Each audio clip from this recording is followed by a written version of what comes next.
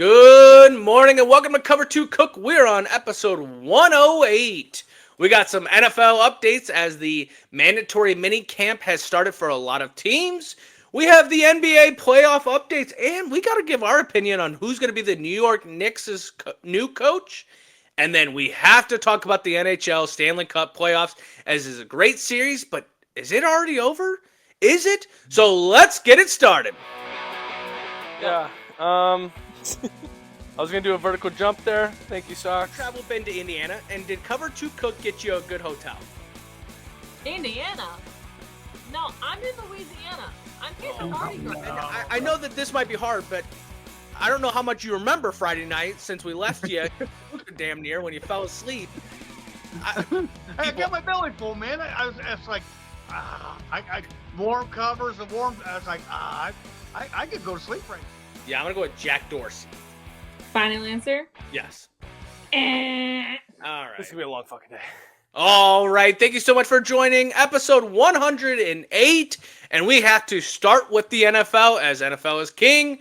Right off the bat, Jair Alexander has been released from the Green Bay Packers. Now, how does this sit with the whole Jalen Ramsey situation? What did you think when you heard about this? I was not surprised. He's been hurt a lot in the last 2 or 3 seasons.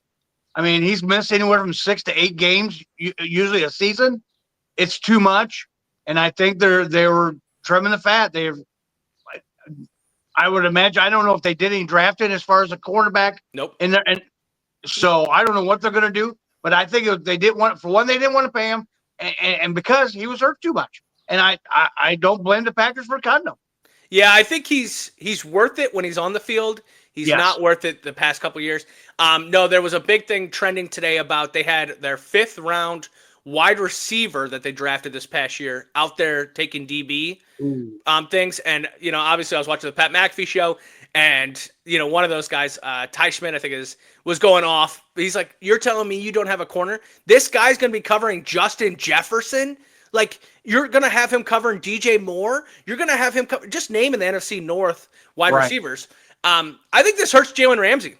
And here's the reason. Packers tried to shop out Alexander, right? Who wants him? You can have him. You can get him for $16 million when Jalen Ramsey he's getting paid $20 million. Right. And nobody bit.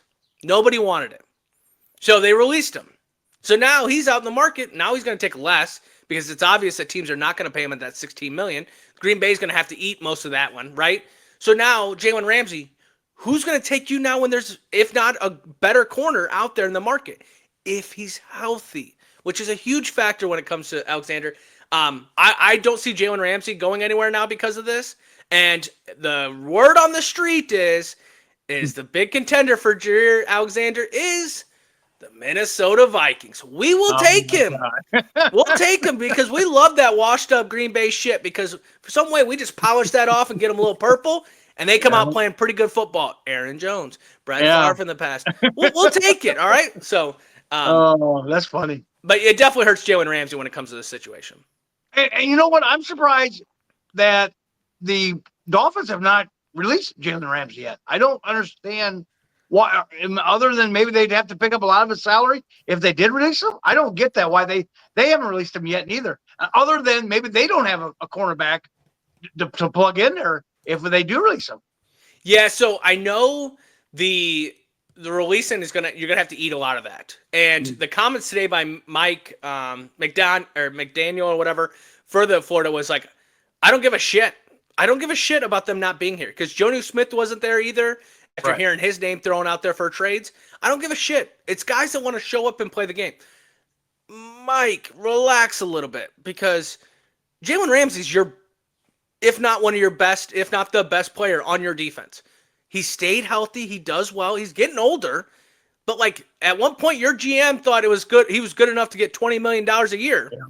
So, relax. I think right now he wants out. Jalen Ramsey wants out. He's going to come to a conscience eventually where you're not getting out. You need to come play football at the Miami Dolphins. And I think this is where now Jair Alexander getting released, it's now opened the door where that thought process of being traded or released ain't happening. We're not eating it, and either you sit out and we find the shit out of you, or you come and play football and earn your paycheck. One or the other. Yeah. But I watched Ramsey a little bit last year against like the Rams. He got lit up quite a bit against Matthew Stafford. So maybe the Dolphins like, go ahead, sit down. We don't care. We'll there's got to be something better out there than you, buddy, because you did get lit up in a couple games this year. Yeah. He just looks like he's a step slower. That might be a reason why the Dolphins are like, Well, he is older. I mean, you always lose a step. But no, yeah, I definitely think, and the Rams will be the big play in this one. Do they go after Jurrier because they were interested in the Jalen Ramsey situation? Right. Other players that are not attending the mandatory minicamp: T.J. Watt, Trey Hendrickson, Jalen Ramsey, like we brought up, Jonnu Smith, and McLaurin not attending these times. So, in case you don't know what the attending or mandatory minicamp, it's for like 2 to 3 days. Some teams are starting today, going in for a couple days. I think the Bears had theirs like last week. The Patriots have theirs in like 2 weeks. It's like a 1 to 2 to 3 day where everyone kind of gets together. We learn the playbook. We go through some routes. We kind of do some of these things. And then you go home for like 6 weeks before mini camp, training camp starts. So this time period is not like, but when they don't attend, they do get fined. So now these players that are not coming, they're getting fined. Well, a lot of them are contract decisions. Obviously, T.J. Watt and Trey Hendrickson. Hey, we just saw what happened to Myles Garrett out there. Yep. We feel that we're better in that situation. Why aren't we getting paid? So the funniest part about all of this, though, is that the Sherman Stewart. Now you're like, who's this guy? He was drafted, I think, 14th or 17th overall for the Bengals, okay? Now remember, they got Trey Hendrickson's problem. This is another pass rusher. He is not signed as a rookie yet. The reason he hasn't signed yet is because the Bengals have changed a little fine print in their contract about the guaranteed money, whether it's they can take it all no matter what year or whatever, or they can, because it used to be where like if you didn't play 1 year, you don't get that year of the guaranteed money. They're trying to do this. They're trying to make a stand with their first round draft pick. Well, guess what? The agent and the player are not for it. So they're sitting out. They're not playing. Again, another bad situation happening for the Bengals. I mean, you know what, Anthony? This must be legal because I don't think the Bengals would do this there's got to be they must have found a loophole that they can do this because I would think this is against the CBA for the rookies because they have a CBA as far as you have to do this, and this in the first 5 years. So it must be a fine print that they can get away with, or they wouldn't be able to do it because I think the players' union, you would see more about this because the players' union would definitely have a big complaint about this. Well, and I'm wondering if that's what I'm waiting for, is the players' union getting involved in this situation, because not seeing a player play because of some contract talk is pissing them off. But at the same time, it's like, Bengals, what are you doing? Yep. The things that you guys had to worry about going into the offseason, you handled 2 wide receivers, which was like, oh, okay, that's good. But now, like, another defensive end that you may not even have Trey Hendrickson going into the season, you're now trying to argue about dollar bills when you just paid way too much for a number 2 wide receiver. If I'm that rookie sitting there thinking, I just got drafted to the NFL, oh my gosh, this is so great, and I'm not on the practice field because of stupid contract talk, like, why do you think I'm going to re-sign with you when my contract's up? Like, I'm not. Or if I'm a free agent next year and I'm thinking, oh, what teams do I want to go to? It ain't going to be Cincinnati because they're playing some bullshit. Yeah, and I don't.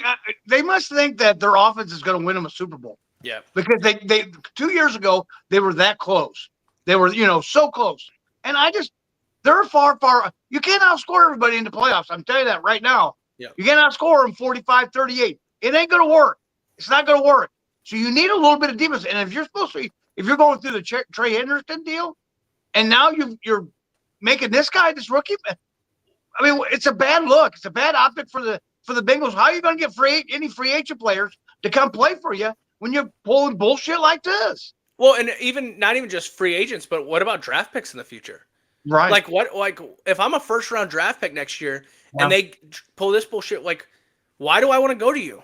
Like, I'm going to go out there and get the jersey and be like, oh, great, because now for the next 6 months, I got to talk about whether I'm actually going to sign or not because they're going to play some bullshit. This is not a good look. There's a lot of players right now kind of holding out. It doesn't mean it's the end of the world. If you're one of your fan bases and you see one of your players sitting out, one of your stars, it's not the end of the world. A lot of times this is the kick in the butt the GMs need to be like, okay, yes, let's do this. We don't want to hear about it, us in the news anymore. Let's just sign this guy for whatever. I think the TJ Watt thing will get done. I think Jonnu Smith is going to get traded, and I think the McLaurin deal is going to get done. I don't know about Trey Hendrickson, and I don't know what's going to happen with Jalen Ramsey. Well, and also too, we were talking off air about James Cook. That's another one that I don't think that's going to hurt. I mean, if he starts missing time during the season because of it, I mean, this really goes. He already attended. Oh, okay. He did attend. He's okay because the last time I seen it, he wasn't. He was holding out as well. No, so, yeah, he showed up. Oh, good. That's good because I mean they do need him on, but it's just the idea that some of these people like McLaurin, they're not there, but if they get there by training camp or they only need a couple weeks to get going. Yeah. And get in. I mean, it ain't a new system. It ain't a new coach. It's not a new quarterback. It's not anything new. They just got to get into the rhythm. And now 9 times out of 10 nowadays, they just practice with each other in the offseason anyway. Yeah. They don't really need OTAs. So. Yeah, this time period is even kind of weird anyways. But yeah, James Cook did show up in good faith. He said it. The GM publicly came out and said, we're not paying him that. We're just not going to do it. And it was like, so I think James Cook, eventually this might be a situation where I'm just not taking a home field contract when it comes to time to sign. So, right. But a lot of these players, I think it's funny, but some of these reporters are like, well, you're mad about the GMs, but these players are not fulfilling their contracts either. And it's like, yes, but the market changes. So am I now supposed to be mad at a GM that they don't want to get paid more when they win a Super Bowl? Like, come on. Right. It's fair wages each way. Yeah. So in other news in the NFL, Nick Chubb has signed a 1-year deal with the Texans. J.K. Dobbins has signed with the Denver Broncos. These are both players that you just hope for the best for. Both have coming off major injuries. And even though it's the Texans and Broncos, I mean, I give 2 shits about the Broncos. Well, yeah, of course. Yeah. You just hope. Hey, this right here, buddy. See it right here. You just hope the best for these 2 guys. Yeah, and I hope that J.K. Dobbins works out. But the bad deal with him is injuries. Yep. He's just injured all the time, kind of like Nick Chubb. I mean, he's coming off 2 knee surgeries. They're hurt all the time. I mean, you might get half a season out of them, and then the next thing you know, they're on the IL or IR because they're hurt. Yeah. That's it. I mean, yeah, I do hope for Nick Chubb because I've seen his lifting where he's been in the gym and squatting the weight he has, the power cleans. He's a very strong. I did see another video where he was jumping in the gym and he was hitting his head on the roof or the ceiling, and it was like, hell yeah. I know he's got a little chip on his shoulder because he felt that he was ready to play. J.K. Dobbins on the other side, I thought he was perfect for the Chargers, and then it kind of didn't really work out. So now it's like, where is it going to work in Denver? But who knows? I mean, you got a rookie quarterback. It'd be a second-year quarterback. He's going to hand the ball off. He's got to still learn the system. So, and he might because they did draft in the first round a running back. Yeah. So he might mentor him a little bit as well. And I know that Nick Chubb, or I think that's what we're saying, right? Nick Chubb, he will not go back to Cleveland. No, that option. He told the reporters that will not happen. Yeah, well, there's some bad blood there. Yeah, he kind of feels like he got left on the curb for that one. All right, we got to talk about the NBA as the NBA finals are happening. But before we do, we have to talk about the new who's going to be the new coach for the Knicks. Some of the options out there: Malone, Jason Kidd, Jay Wright, Mark Jackson, and Rick Pitino. Who do you think is going to be the new coach for the New York Knicks? I tell you what, I've been going back and forth. I would think Jason Kidd, but I think they're going to have to give up draft choices for this guy. Yeah. And Dallas has said, we're not letting you talk to him. Yep. We're not. It's not an option. You're not.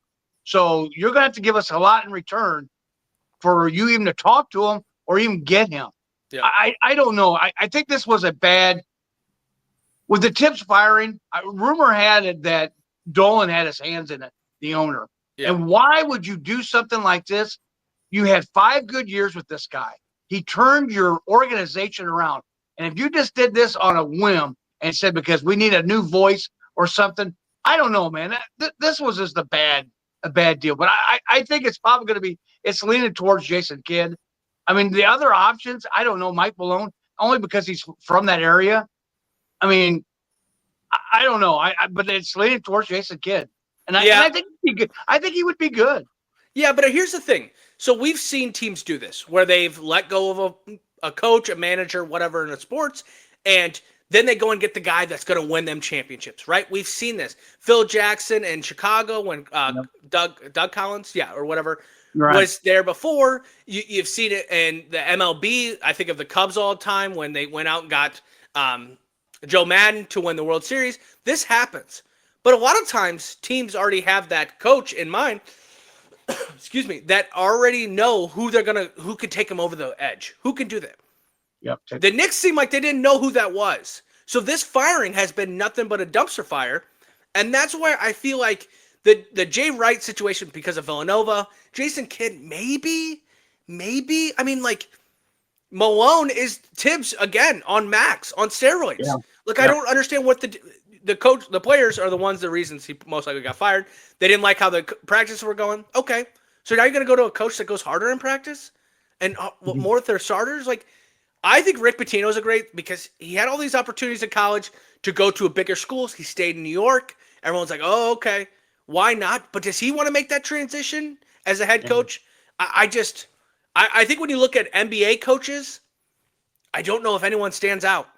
So now I'm looking at college and saying who can make that up tick into the NBA. The other one would be the UConn coach, Hurley or whatever. Yeah. Is this his time now to make that play? This is a dumpster fire for the Knicks. It is. And for a team that made it to the Eastern Conference Finals for the first time in 25 years, come on, man. You guys, this was just poorly handled. They said the GM, Leon Rose, he don't say but 3 words during the season. Yep. And you ain't heard nothing out of him. So this is just a bad deal. Sometimes change don't always mean for the good. Yep. So sometimes you got to just bite it and the rumor I heard is that Dolan, it sounds like to me Dolan might have had his hands in this, the owner. Yep. And that's not good because you brought your fan base back to rooting for you because the fan base they didn't care for Dolan whatsoever. Yeah. Even Dolan also owns the Rangers. And he's let his GM, Chris Drury, handle everything. And that's what they need. And it's just a bad. And I hope that's not true, that Dolan was just on a wing and a prayer said, we got to make a change because you got beat by Indiana for two straight years. Yeah, we'll never know. I mean, we won't. No, because I tell you what, they did say also, too, they hired Leon Rose because the previous regime of GMs has let too much leak out. So the Dolan wanted somebody to keep it tight-lipped, and boy, oh boy, have they kept it tight-lipped because we will not know why Tibbs got fired. Yeah, I also think that being in New York, it's kind of hard to be tight-lipped. Like, your media wants everything. But what is happening in the NBA Finals? Give me a recap on that. Oh, I tell you what, Game 1. Oh, Tyrese Halliburton 21-footer with 0.3 of a second left as Indiana beats OKC. Game 1 at home, 111-110. The Pacers had 25 turnovers and was still in this game.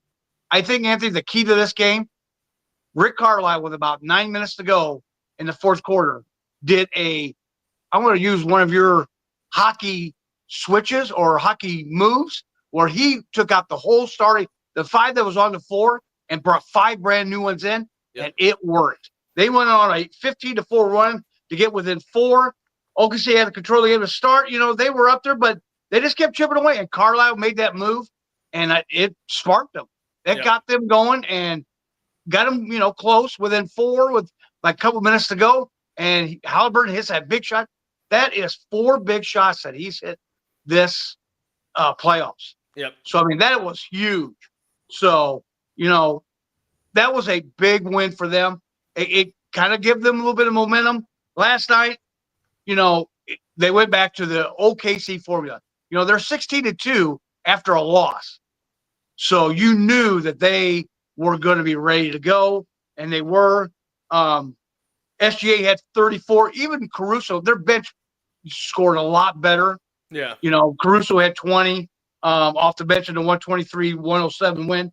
first OKC win in a final game, in a finals game since 2012 against Miami. The 19-2 run in the second quarter just turned a 6-point game into a 23-point game. This was not really a close game. No. I mean, the final score looks like it, but it wasn't. And I think, they got back. OKC got back into their transition. They slowed Halliburton down a little bit. We were talking in the previous about him being, he doesn't need to do a lot, but he needs to keep that offense moving too. Yep. And he did not do that. That defense hunkered down and just, so, and SGA's got 71 points in his first 2 games in an NBA Finals. That's more points than MJ did in his first 2 games as a final by 2 points. But so, yeah. I mean, that was the biggest thing. Relax. I mean, relax. I think Holmgren, and they started playing Holmgren and Hartenstein on the court at the same time. That made a big difference for Indiana because they just couldn't get out in transition. They just couldn't, Halliburton only had 5 points through 3 quarters, only 9 points. He did end up finish pretty good. I think the biggest thing for Indiana is they can't start out. I mean, they started out slow game 1, but they hung. OKC let them hang around. They can't start out slow in game 3. They will not be able to start out slow in game 3. And I don't think they will. I think this is still Indiana could get another game. I think game 3 is a possibility. I know it's only a 5.5-point spread, but they just didn't have any. They didn't have no answer for the intensity and the physicality of OKC in game 2. OKC just hammered down and put it to them.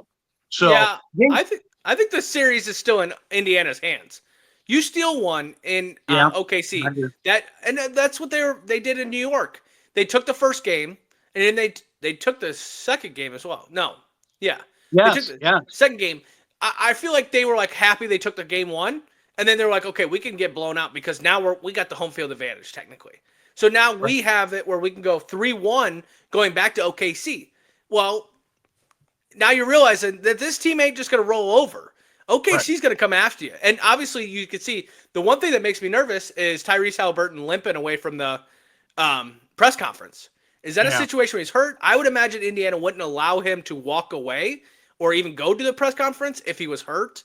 There'd be crutches or things like that. It might just be bruises and, wear and tear. But that could change the whole series overnight. Well, and also, too, their bench. I mean, their bench played pretty good at Indiana's. But their key people, Toppin and Bryant, I mean, they were pretty much a no-show in game 2. They compared to what they were in game 1, So, I mean, I think they still have a shot at this. But it's going to be hard because I think OKC they're just really good. Their defense and they can get up down the court. So this is going to be tough. Yeah, when do they play next again? Is it Wednesday? Wednesday night they'll be playing game 3. Okay, yeah, Wednesday night. All right, well, we got to move to the NHL as the NHL playoffs. Stanley Cup is going. Friday night, the Panthers tied up the series with a goal from Marchand in the second OT. This would have been a huge momentum for Oilers if they would have took this one. Now, if you remember, game 1, they won in overtime. Game 2, they lose in overtime. Well, Marchand scores the game-winning goal. Obviously, it's been a great addition for Florida. Now that they won that game, it took them in the driver's seat going into Monday night, last night's game. Last night's game starts out with, within the first minute, Marchand scores, goes up 1-0. So he keeps it going from the game 2 to game 3. Florida's power play before gives them before the end of the first gives them a 2-0 lead. Corey Perry gets the second period started off with a goal to make it 2-1, and then the game was over. Game was over. Because after that, Florida goes and scores 4 straight to win 6-1 to take a 2-1 lead. Now, we have to talk about what happened last night in this game. 80 minutes of penalties coming from the Oilers, including 5 misconducts. Now, if you're watching this game, third period, game kind of seemed out of hand. You're like, okay. But the last 9 minutes of the game was the most intense that all these series have been. All 5 are fighting at one point. This is what led to 3 misconducts on both sides. Florida showed that they can get under Edmonton's skin. Well, where did we see that? Carolina. And then, Toronto. They did the same shit with these other teams. They get this lead, and they start headhunting. And they want to keep putting points up and more points and more points. They had to pull the goalie for Edmonton because of how Florida was going to keep coming. This series is over. It's over. Florida has already got underneath Edmonton's skin. Edmonton has to now come out and show. Like this next game is their game 7 pretty much. They have to show that they can come back and play a cool, calm, collective game. What also happens when you have 80 minutes of penalty, you take Draisaitl out of it, you take McJesus out of the game, because now they're not on the ones that can go up and go fly up. They have to now play defense the whole time. And that's what hurt them in this game. What did you think about last night's game? Yeah, I mean, when you have 80, I think you're right. I think Houston, because I'm thinking Houston Oilers. Edmonton Oilers, I think they can get one more game. Yeah. I think they can then go back to Edmonton and win one, because I think this goes 2-1, 2-2, 1-1-1. Yeah. But, yeah, when you lose your head like that and you just start – and Edmonton was, like, pushing at Bennett. Yeah. Just like poking the bear, and their teammates are going to come up and do that, and they're going to come up and defend their teammate. Yeah. I do like we were texting back and forth on game 2, and you called it and said that Marchand was going to score that goal in the second overtime. Yeah, and I'm like, oh Jesus, bullshit. And he does. Then he comes out game 3 and scores another goal. It's like, and he's a third liner. Yep. He's not even one of their best players. Yep. Yeah, it was actually funny because we were sitting on the couch. My wife was time to go to bed, and I said, "Look at that stat right there." It was like 2 Oilers people, and then Marchand was down right there, and I'm like, he's going to score this goal because they didn't highlight him. I'm like, he's tenacity, blah blah blah, and then literally I texted you, and I was like, "F yes, Marchand," because it was, but it was one of these things where I told my wife, I was like, "This is where I get frustrated living in Wisconsin." Because not that I would have put money on it, but I had no option to be able to put money on it.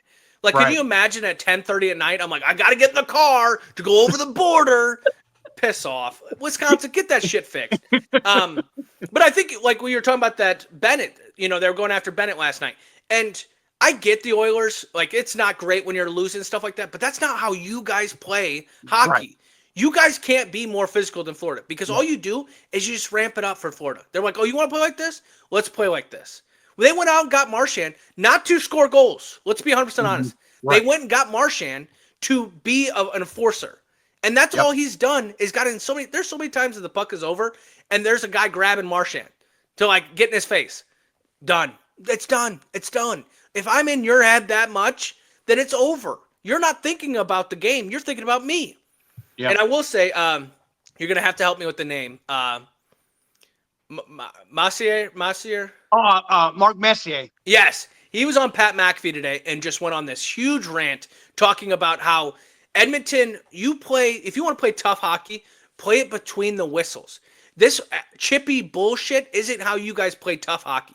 It's getting in front of the puck and deflecting it to score a goal. It's where you're body checking someone to get a lead, or to get a numbers game on the other way. That's tough hockey. And if you want to watch tough hockey, watch the Florida Panthers because that's what they did. They played tough hockey. They have great players.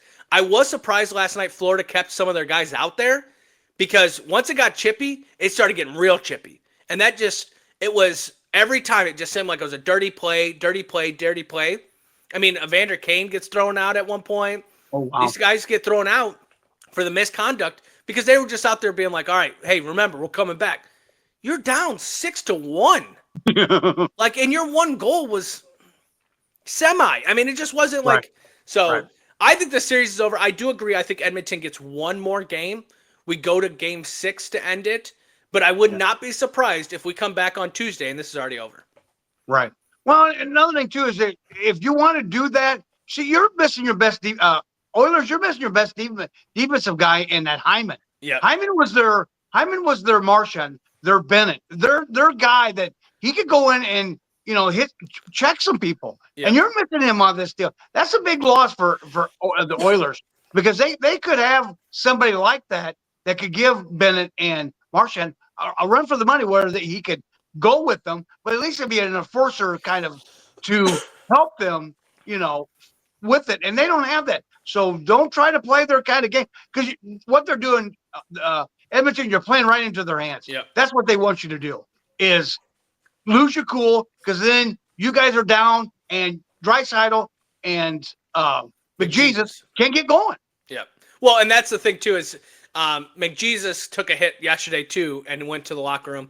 Hopefully he's okay because if he's not, this series is definitely over. Yeah. I will say hockey players are a different breed. So if you are like, oh man, he took a hard hit, his leg's still attached, so he's most likely still going to play. Yeah. Like, I mean, we see these guys. I mean, literally last night, the picture that was blasted everywhere was of the Florida guy, got blood coming down his face and just you're playing into their game. Like they want to fight. They want to have that physicality because you're going to lose. Yep. And they did it with Carolina. They did it with Toronto. They did it first round. And it's why they are who they are. I mean, a lot of people are like, well, we don't want to see them win it again. Then stop them. Yeah, exactly. And you just can't. That's a great organization. And I think you give a lot of compliments to the coach. I think the coaches definitely got them set up. That Paul Maurice is a good coach. He knows how to coach them. They've been there before, so they know. Well, they got the culture. Everyone wants to talk about culture and how we build it and blah, blah, blah. They just have it. And a lot of times when you have to talk about it, it means you don't have it. So, all right. Well, that is episode 108. We have the NFL updates, the NBA updates, and the NHL updates. Got a lot of those three little things in there. We will be back next week on Wednesday. Enjoy your weekend, Father's Day weekend. Give Pops a call, all that. We will be back on next Wednesday. So everyone enjoy the playoffs because, unfortunately, we're coming to an end where we have nothing unless you're a baseball fan. And don't worry, don't tune in to Cover 2 Cook because we're not going to talk about it. But we want to thank everyone. Follow us on Instagram, Facebook, Twitter, and TikTok. Have a great weekend, and we'll talk to you on Wednesday.